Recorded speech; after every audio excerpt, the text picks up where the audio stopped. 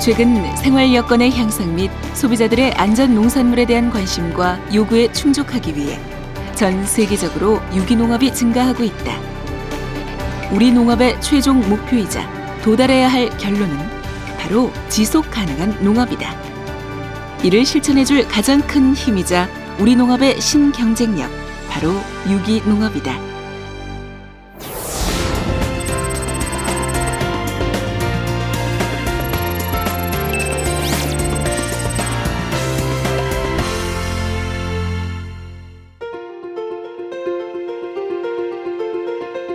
우리나라의 유기농업은 1970년대 농민들로부터 시작돼 1980년대 중반 사회운동의 성격을 띠면서 서서히 확대됐다. 그러다 90년대 후반 정부의 친환경 농업 육성 정책이 본격적으로 추진되면서 환경을 살리고 소비자를 생각하는 농업으로 발전했다. 이는 환경 농업을 실천하고 있는 친환경 농가들이 생산한 친환경 농산물 인증 실적을 보면 알 수 있다. 연도별 국내 생산 인증 실적을 보면 농가 수는 2000년 2448호에서 2009년 198만 8891호로 증가했고 인증 면적은 2000년 2039헥타르에서 2009년 20만 1688헥타르로 증가했다. 또한 인증량은 2000년 3만 5406톤에서 2009년 235만 7774톤으로 증가했다. 하지만 이런 발전에 비해 유기농산물 인증 기준에 따른 유기농산물의 비중은 지금 현재도 전체 농산물의 약 1% 수준밖에 되지 않는다. 그 이유는 바로 농업인의 뚜렷한 소신과 노력, 그리고 유기농산물 생산까지의 시간과 투자가 필요하기 때문이다. 또한 이 유기농산물은 일반 농산물에 비해 높은 가격에도 불구하고 믿고 구매하는 소비자의 의식 형성이 필요하기 때문이다. 이런 힘든 과정에도 불구하고 대한민국의 지속 가능한 농업을 위해 많은 농업인들이 유기농업을 실천하고 있다. 유서 깊은 온천 문화의 발상지 충남 아산. 이곳에 국내 유기농업의 길라잡이로 통하는 주원농원 김경석 씨가 있다. 김경석 씨는 병해충으로 약해 무농약 재배가 어려운 배를 유기농 재배에 성공해 억대 분홍으로 성공했다. 주원농원 김경석 대표는 국내 최초 유기농배 생산자이자 한국유기농배 연구회장을 맡고 있다. 2대째 배 농원을 운영 중인 김 대표는 1990년 배 가격의 불안정과 소비자의 친환경 농산물 선호도가 높아지는 것을 감안 무농약 재배로 전환했으며 이후 좀 더 안전한 먹거리 공급을 위해 유기농 재배로 전환했다. 예, 처음에 2003년도에 이제 무농약을 시작했는데요. 과수에서는 뭐 무농약이 꼭 유기하고 거의 같아요. 화학 비료를 어차피 안 줘야 유기가 가능하니까. 그래서 인증받은 거는 2006년도에 받았습니다. 그러니까 지금부터 한 유기 인증 받은 걸로 친다면 한 7년 좀 됐고요. 무농약부터 시작한다면은 지금 한 9년째 됩니다. 김경석 대표처럼 유기농 인증을 받기 위해서는 화학 비료나 제초제를 사용하지 않아야 하기 때문에 병해충으로 인한 피해 방지에 만전을 기해야 한다. 제일 어려운 거는 그 병의 문제예요. 충은 뭐 어느 정도 커버가 되는데 뭐 잡초를 한다든지 여러 가지로 해서 어느 정도 되는데 병은 이제 이 배에는 저온성 병인 흑성병이 가장 어렵거든요. 여기에 많은 농가들이 가장 걱정하고 힘들어하는 농산물 가격 불안정에 대한 걱정 또한 많다. 그럼에도 불구하고 김경석 대표는 왜 유기농 재배를 고집할까? 관행으로 할 때는 이제 화학농약을 주면은 그냥 편하긴 했는데요. 또 재미가 없었어요. 좀 재미도 없었고 또 하나는 내가 그 농약을 많이 먹게 되니까 농약을 살포할 때요. 그래서 그거를 한번 해결하는 방법으로 농약을 끊기 시작했는데 처음에 우리 이 관행에 익숙해졌던 과수원이라 처음에 어려웠습니다. 근데 지금에 와서는 이제 상당히 노하우도 많이 생기고 이제는 좀 길이 보이는 것 같은데 그때는 참 어려웠어요, 처음에. 주원농원의 김 대표는 1992년 처음 무농약 재배 시험을 통해 2003년 국립농산물품질관리원으로부터 6헥타르에 이르는 과수원에 무농약 인증을 받았다. 그리고 3년 후 유기 인증을 받았다. 처음에는 생산량이 떨어져 소기의 성과를 이루지 못했으나 1998년 상품화시킬 수 없는 유기농 배를 배즙, 배농축액 등 가공 제품으로 생산하면서 관행 재배를 넘어서는 수익을 확보하게 됐다. 가공 시설 역시 유기 인증 및 햇섭 인증도 받았다. 이게 이제 제가 이 가공을 하게 된 이유는 말 그대로 소비가 안 되니까 그냥 버릴 수는 없잖아요. 그래서 못생기고 뭐 한 과일들을 가공하기 시작했고요. 이렇게 20여 년간 친환경 유기 과수농법을 진행해온 주원농원. 유기농업으로 인한 농가의 경영 어떻게 달라졌을까? 2009년의 손익계산서를 보면 다음과 같다. 2009년 경영 비용 절감은 관행농법으로 경영할 때보다 부가수익이 40% 이상 높게 나타났다. 이는 6헥타르 1년 기준 1273만 원이라는 금전적인 수치로 다가왔다. 이런 경영비 절감은 품질 향상을 위한 노력과 투자로 전환돼 농가 소득은 더 늘어나게 된다. 실제로 김 대표의 경우 독일, 프랑스 등 선진 농업국을 연수하며 자신의 농장 발전에 많은 노력을 하고 있다. 우리 그 화학농약이 나오기 전에 그 농사에 대한 기술이 거의 전무하더라고요, 우리나라에. 그래서 제가 이제 나이 드신 분들 찾아다니면서 물어보고 해서 유기 합성 농약을 못 쓰니까 무기농약이나 이 생물농약 이런 농약들을 찾아다녔는데 그게 이제 시설 채소나 이런 데서는 이제 적용을 좀 하고 있었는데요. 단연생 이제 과수에서는 없었습니다. 그래서 이제 제주도에 이제 감귤 농장이 이제 유기받은 농가들이 있어서 가서 좀 1년에 몇 번씩 가서 문의도 하고 진흥청에 이제 충이나 병의 박사님들하고 이제 상담하면서 이렇게 배워가면서 했는데 결정적인 거는 제가 망하고 첫해 망하고 나서 외국에 나가서 많이 알게 됐어요. 김 대표의 과수원에는 잡초가 무성하게 자랄 만큼 품질 좋은 배가 자라고 있으며 배 가공품에도 노력을 기울인 결과 국제유기농연맹과 미 농무부에서 배즙 가공까지 유기농 인증을 받고 미국, 캐나다, 일본 등에 수출을 하고 있다. 가공해서 판매를 하다 보니까 국내에서도 믿질 않았어요. 이게 유기농 맞느냐, 유기농 농약 주고도 어려운 과일을 유기농 했다는 걸 안 믿어주더라고요. 그래서 이 판매 돌파구를 찾으려고 외국으로 나간 거예요. 근데 그게 아직은 미비해요. 이제 앞으로 해썹 시설을 이제 이번에 갖췄는데요. 올해 이제 해썹 시설 완비했거든요. 이제는 이제 수출도 많이 나갈 거라고 보고요. 땅을 살리고 사람을 살리는 농업, 유기농업. 농업인들이 지향해야 하지만 현실에서는 많은 어려움이 따른다. 무엇보다 기존의 농업에서 유기농업으로 전환 시 일정 수익이 나기까지의 기간 동안 무수입에 대한 대책이 있어야 한다. 실제로 20년 경력의 베테랑 농업인 김경석 대표 역시 약 7, 8년간을 농장 가득 자라는 잡초를 보며 한숨만 쉬었기 때문이다. 여기에 가장 중요한 건 소비자의 인식 변화다. 유기농으로 생산된 유기농산물은 외형적으로 아름답지 않다. 그래서 많은 유기농가에서는 생산량의 20% 정도만을 시장에 내놓고 판매하고 있는 실정이다. 예, 유기농을 하다 보면은 병충해에 노출될 수밖에 없고 좀 보기에 이쁘지 않은 과일이 생산되는데 이거를 잘생긴 것보다 비싸게 사 먹게 된다는 거에 이제 소비자들이 선뜻 구매를 안 하게 되는 겁니다. 그래서 이제 판로가 없다 보니까 생산 농가가 진입을 했다가도 거의 다시 관행으로 내려가거든요. 이유는 농사 기술이 떨어져서라기보다는 생산은 가능한데 그거를 판매할 데가 없다. 판매할 데가 없는, 판매가 불가능한 거는 농민 입장에서는 할 수가 없거든요. 그게 아무리 좋아도. 그런 문제가 있습니다. 우리가 지향해야 할 유기농업. 농업인들은 여러 가지 이유로 시작을 못하고 있다. 무엇보다 가장 결정적인 이유인 유기농업에 대한 정확하고 체계적이며 실패 없는 교육이 준비돼 있지 않다는 것이다.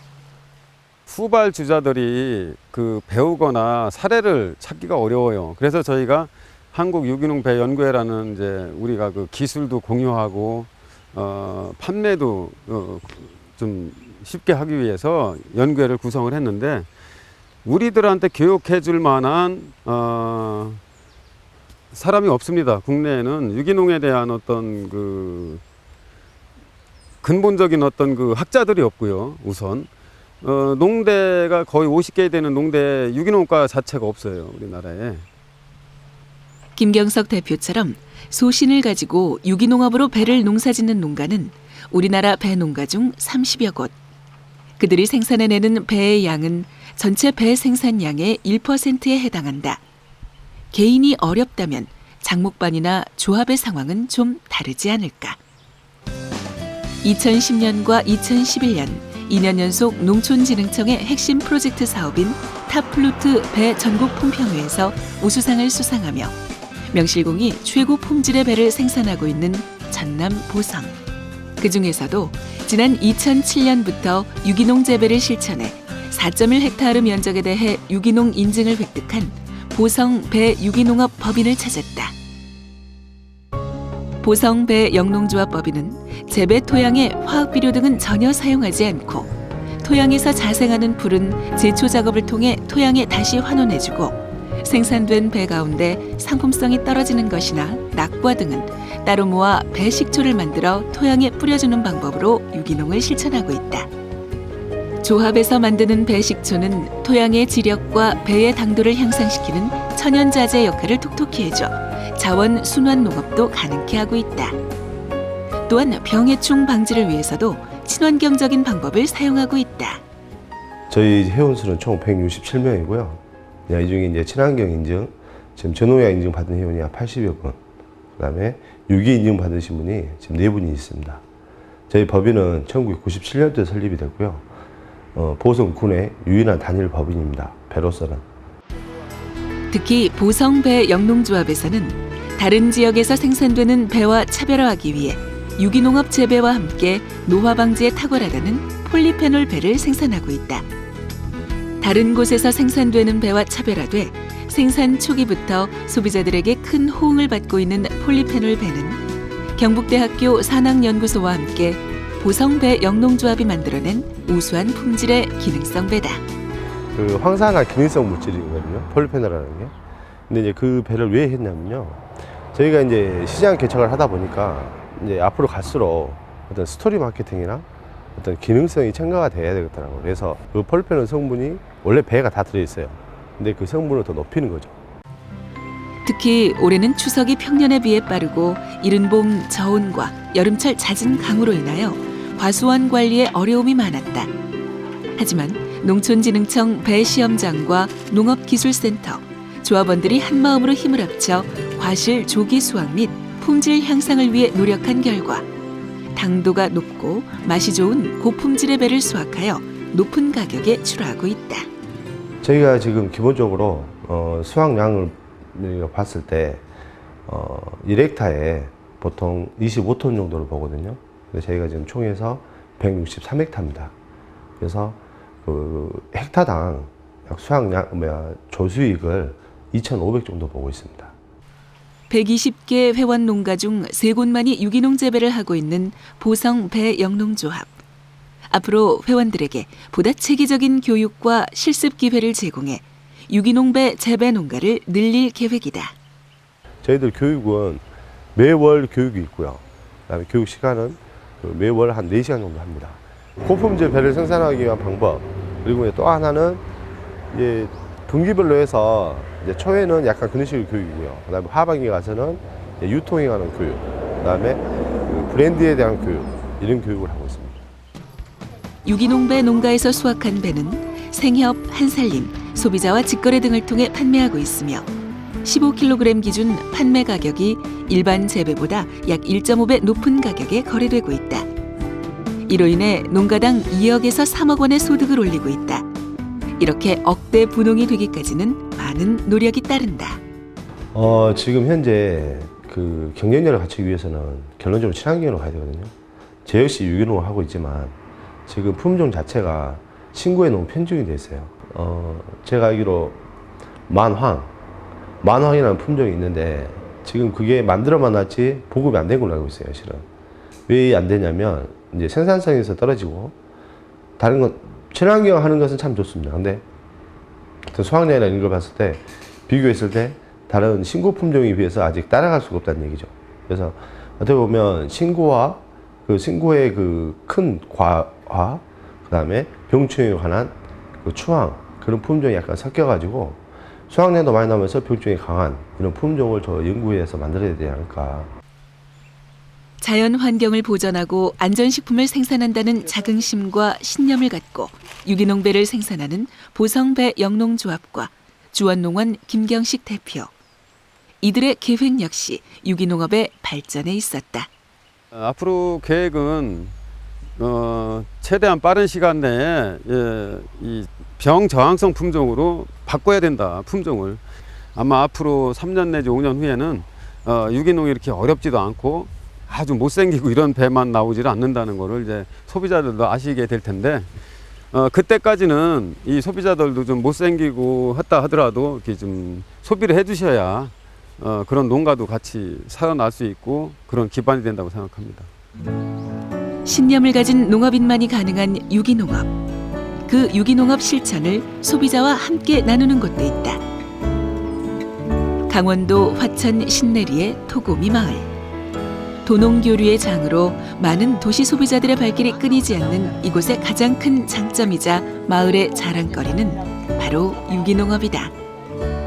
57개 농가 중 32곳이 무농약 유기농법으로 쌀을 생산하고 이 쌀은 마을을 찾는 소비자와 홈페이지를 통해 전량 판매되고 있다.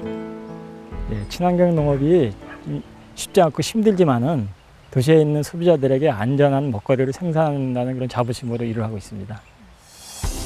토고미 마을의 유기농업은 논의 우렁이를 방사해 그 우렁이가 잡초를 제거하는 친환경 우렁농법이다.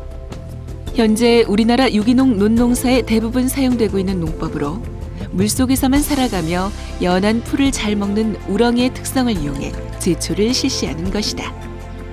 이 우렁농법은 무농약 재배로 인한 안전 농산물 생산 효과뿐 아니라 우렁이를 채집해 부가 수익을 올리는 데도 한 몫을 하고 있다. 토고미 마을의 경우 도시 소비자를 초청, 우렁이와 메뚜기 잡기 체험을 하며 또 다른 경제적 이익을 올리고 있다. 이 체험 행사는 유기농업을 소비자에게 알리는 홍보 효과와 함께 농업인과 소비자 간의 신뢰 쌓기에도 많은 도움이 되고 있다. 농사 짓는 거 보니까 너무 깨끗하고 진짜 아주 많이 먹고 싶은 생각이 저절로 드는 거예요. 지금 여기 와 보니까 우리가 옛날에 그 메뚜기 잡던 시절에 메뚜기도 잡고 또 그 우렁이도 논에서 잡으니까 정말 옛날로 돌아간 것 같고요.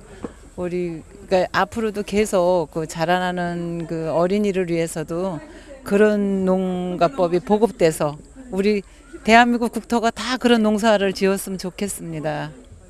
글쎄요, 저도 농사를 짓고 있거든요. 우리도 그런데 우리 집에서 생각할 때는 비료나 이렇게 농약을 안 쓰면 농사가 안 되는 걸로 생각을 했는데 여기 와서 보니까 그런 것 같지는 않아요. 그러니까는 우리가 제 2세대 그죠? 다음 세대를 위해서도 이런 게 좀 많이 퍼졌으면 좋을 것 같아요.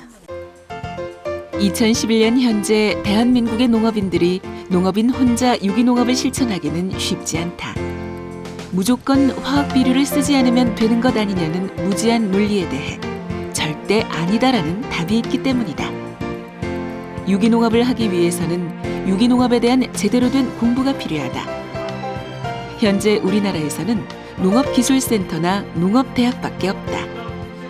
물론 농업인 개인이 경비를 부담하고 독일이나 미국, 프랑스 등으로 연수를 다녀와 유기농업을 실천하고 있기도 하다. 이 경우는 극히 드물다. 농업의 꽃, 유기농업은 우리의 환경과 미래를 위해 꼭 실천돼야만 한다.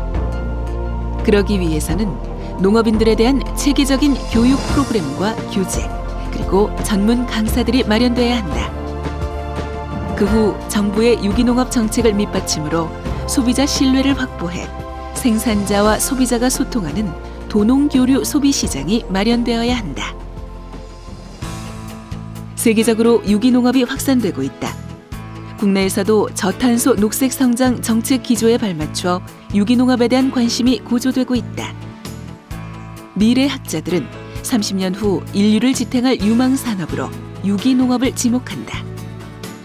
지구온난화로 인한 기후변화와 해수면 상승, 물, 식량 부족, 화석에너지 고갈 등의 전 지구적 환경 문제 속에서 유기농업은 이 모든 문제를 헤쳐나갈 수 있는 돌파구로 인식되고 있다. 유기농업은 최적화된 토양과 재배 환경 위에서 안전한 농산물을 생산하고 건강한 생태 환경을 보존하기 위해 과학적인 영농 기술을 바탕으로 하는 최고 수준의 농업 형태이다. 세계 유기농업은 빠르게 성장해 현재 120개국 이상이 실천하고 있으며 경지 면적과 농가 수도 꾸준히 증가하고 있다. 대륙별로 봤을 때 오세아니아 대륙이 1210만 헥타르로 전 세계 유기농 실천 면적의 약 38%를 차지하고 다음이 유럽, 라틴 아메리카, 아시아 순이다.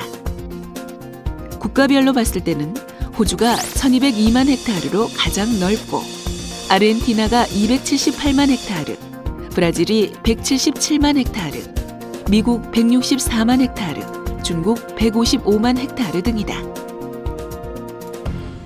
하지만 선진국의 유기농업에 비해 국내 유기농업의 실천 환경은 그리 좋지 못하다. 가장 큰 문제점은 윤작, 두과작물, 녹비작물을 이용한 작부체계 수립이 어렵다는 것이다. 그리고 유기경종과 유기축산의 순환이 쉽지 않은 것도 장애물이다.